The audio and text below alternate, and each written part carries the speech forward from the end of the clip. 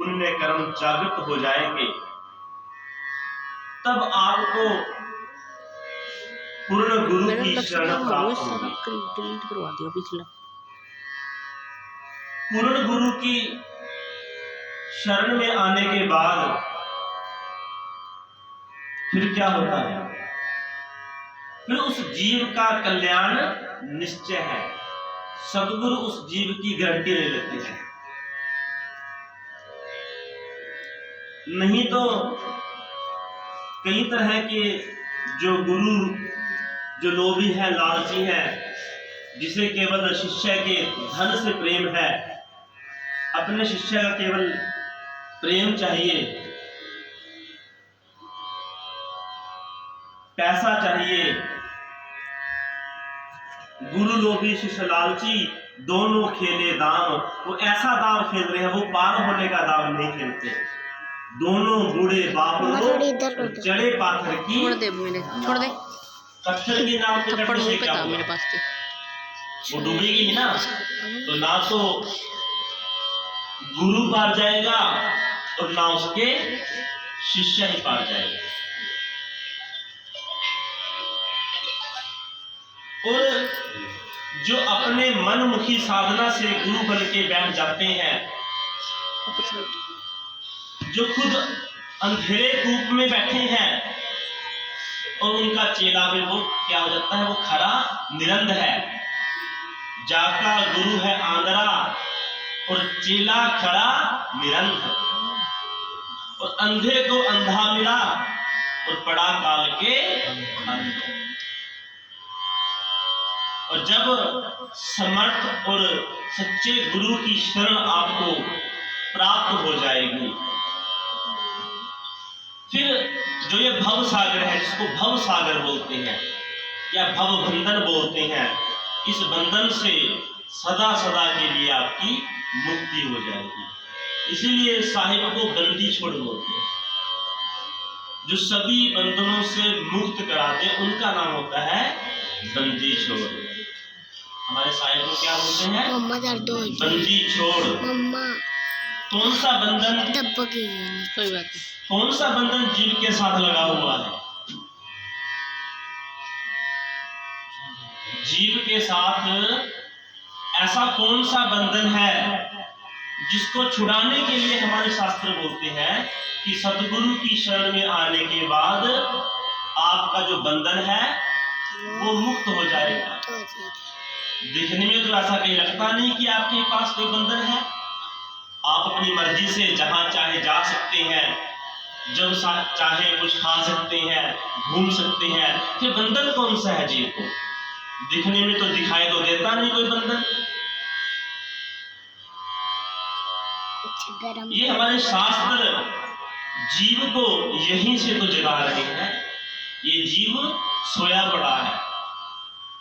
सदियों सदियों से जो हमारा आत्म स्वरूप है वो सोया पड़ा है। सत्संग के माध्यम से गुरु की शरण में आने के बाद उस जीव को जगाया जाता है।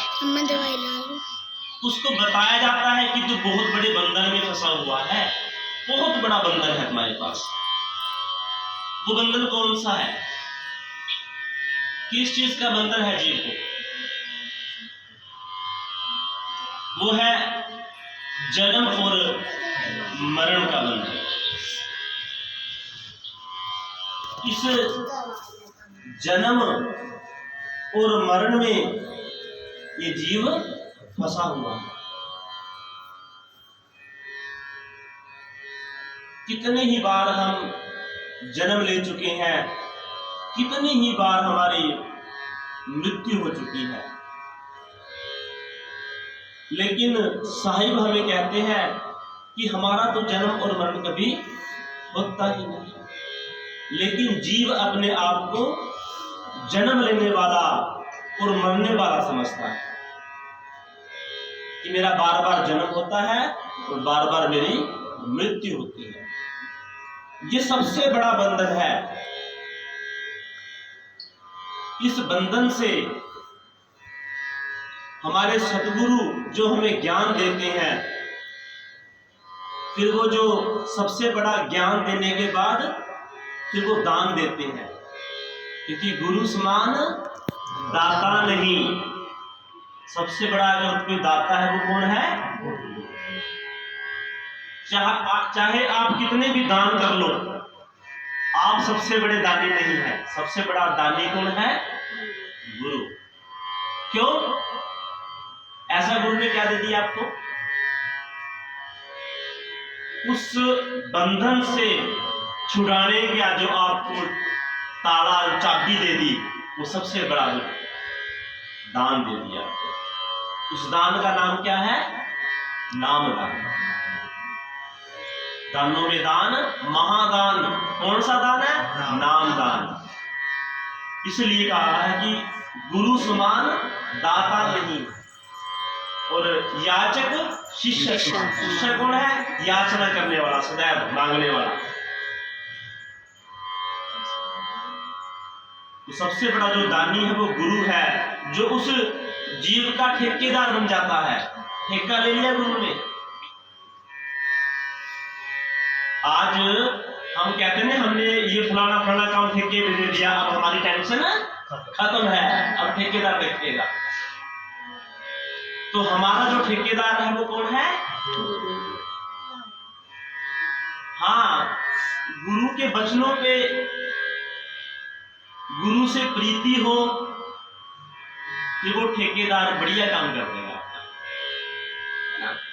अगर आप ठेकेदार के पास भी ना जाएंगे, एक बार ठेका दे दिया और उसके बाद ठेकेदार से मिलने भी नहीं आए, फिर वो ठेकेदार